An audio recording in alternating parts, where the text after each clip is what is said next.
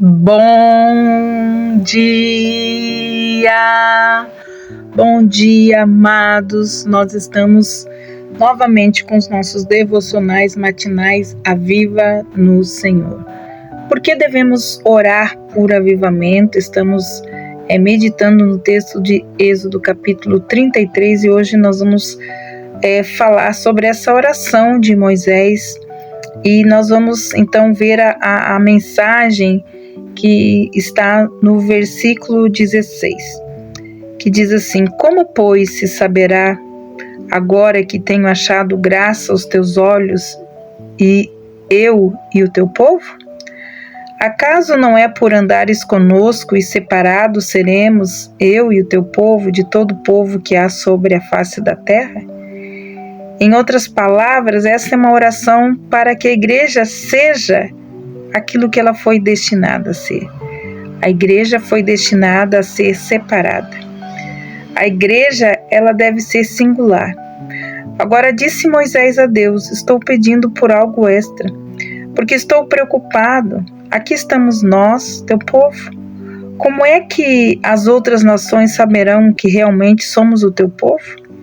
Então, olhando para nós, rindo e zombando de nós, escarnecendo, e estão prontas para nos dominar. Estou pedindo algo, disse Moisés, que torne absolutamente claro que não somos apenas mais um entre as outras nações do mundo, mas que sim sejamos teu povo, que somos um povo separado, peculiar, totalmente à parte.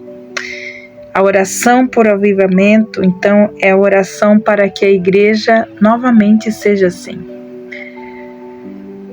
Nossa oração é que somente um derramamento fora do comum do Espírito de Deus pode fazer isso. Separar a igreja, mostrar que a igreja ela é espiritual. O que é necessário e é algo que a gente não pode explicar em termos humanos. O que é necessário é algo tão surpreendente e tão assombroso que possa então chamar a atenção do mundo todo. Isso é avivamento. Avivamento sempre resulta nisso. Não é em nós, por nossa própria força. Jamais poderemos fazer algo assim. A necessidade é por algo que nós encontrávamos antes. A necessidade é por algo que seja tão tremendo, tão divino, tão fora do comum, que chame a atenção do mundo todo. E prove que realmente nós somos o que afirmamos ser, um povo singular, separado, povo de Deus. Essa é a essência da terceira súplica nessa oração. Agora, se eu entendo a época em que estamos vivendo, essa é a nossa necessidade mais urgente hoje em dia. Qual é o problema? Bem, é que a singularidade da igreja desapareceu. Ela hoje em dia se parece tanto com outras agências ou organizações ou com qualquer outra instituição. Como é difícil ver agora a diferença entre a igreja e certas boas sociedades e organizações que pertencem ao mundo.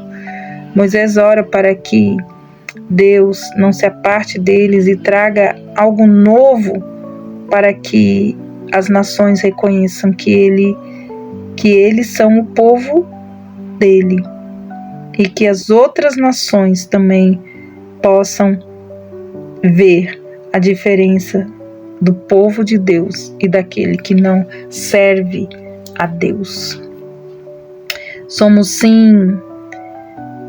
Precisamos sim orar pela igreja de Deus, pelo povo de Deus. Nós perdemos a nossa singularidade no meio de tudo que estamos vendo e ouvindo.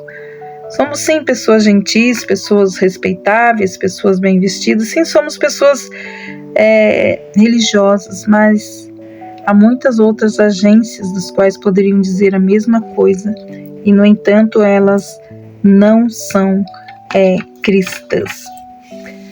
Não há nada singular em tudo isso. O que é necessário, então, hoje é orarmos por uma manifestação sobrenatural que torne perfeitamente claro que não é de origem humana, assim que a igreja vem de Deus.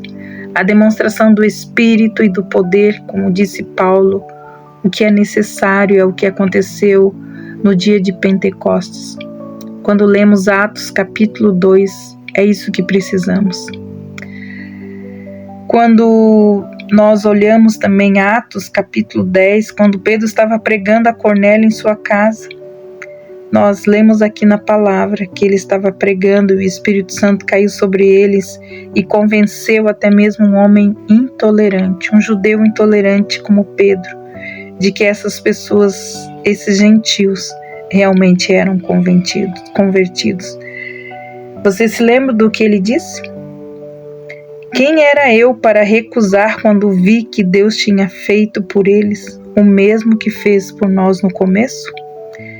É por isso que nós devemos orar, por uma manifestação do poder de Deus que torne claro que a igreja não é obra humana, mas sim uma ação de Deus, e isso pode fazer total diferença em nossa geração.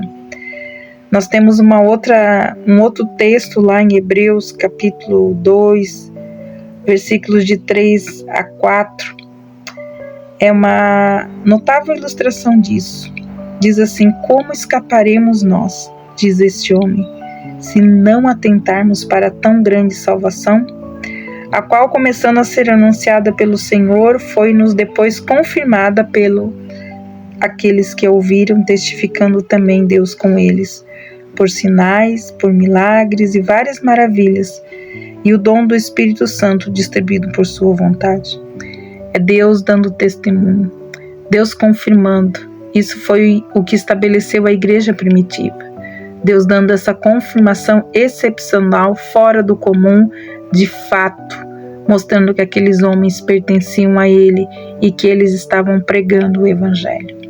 E o apóstolo Pedro diz exatamente a mesma coisa. Vocês o encontram em sua primeira epístola, lá no primeiro capítulo, versículos 11 e 12, indagando em que tempo ou que ocasião de tempo o Espírito de Cristo que estava neles indicava anteriormente, testificando que os sofrimentos de Cristo haviam de vir e a glória que se lhes havia de seguir, as quais foi revelada que não para si mesmo, mas para nós. Eles ministravam essas coisas que agora vos anunciamos por aqueles que pelo Espírito Santo foram enviados do céu. Esta é a chave. Esta é a confirmação fora do comum, essa é a indicação por parte de Deus, de que a igreja pertence a Ele e de que é o seu poder que está nela, que ela é singular, que não é uma obra humana. Homens podem pregar muito bem. Um homem pode pregar sem o Espírito Santo. Pode expor esta palavra com inteligência, mas isso não é suficiente. Precisamos, como disse Paulo, do Espírito, da demonstração do Espírito e do poder.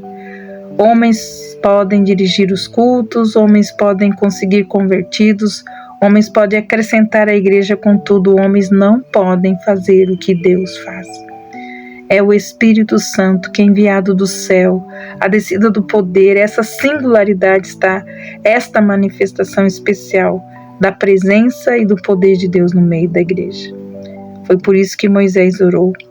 Esta sempre é a terceira e, em muitos sentidos, a mais urgente súplica daqueles que veem como é a situação e como nós temos uma necessidade de avivamento. Autentica a Tua palavra, Senhor Deus, que ela seja conhecida e que saibam, sem sombra de dúvida, que somos o Teu povo. Abale, Senhor. Não estou pedindo que Ele abale o prédio, sim, que Ele nos abale. Estamos pedindo que Ele faça algo tão admirável, tão assombroso, tão divino, que o mundo inteiro seja obrigado a olhar e dizer: que é isso? Como disseram no dia de Pentecostes, na época da Reforma Protestante, como disseram há 200 anos atrás, quando o Espírito foi derramado sobre Wakefield, sobre os irmãos Wesley e outros, como nós vimos há 100 anos atrás, quando houve um grande avivamento na América, na Irlanda do Norte, no país de Gales, na Escócia, em tantos outros lugares. O que é isso? O que é isso? É óbvio que não é nada que o homem possa produzir ou organizar. É óbvio que tudo isso foi um ato de Deus. Deus autenticando o seu povo, a sua obra, a sua mensagem, dizendo: sim, eles são meu povo. E eu estou fazendo algo entre eles que nunca fiz entre vocês, algo que nunca farei entre ninguém, a não ser sobre o meu povo. Estamos cientes que a oração por o avivamento não é a oração pelas bênçãos de Deus sobre o trabalho. Devemos orar sempre em favor disso. Entretanto, a oração pelo avivamento é a oração pelo incomum, que seja acrescentado, que seja adicionado algo especial, que autentique Deus a sua obra no meio do seu povo. Que Deus nos abençoe e que a gente possa entender esse pedido de Moisés e que seja o pedido também da igreja de hoje. Que o Senhor faça algo novo, traga algo novo, incomum, sobrenatural, para que todos saibam que a igreja é de Cristo, que a igreja é o corpo de Cristo aqui na terra. Que Deus abençoe você. E até amanhã com os nossos devocionais matinais Aviva no Senhor. E vamos ver as verdadeiras ações para um avivamento. Deus te abençoe e até amanhã.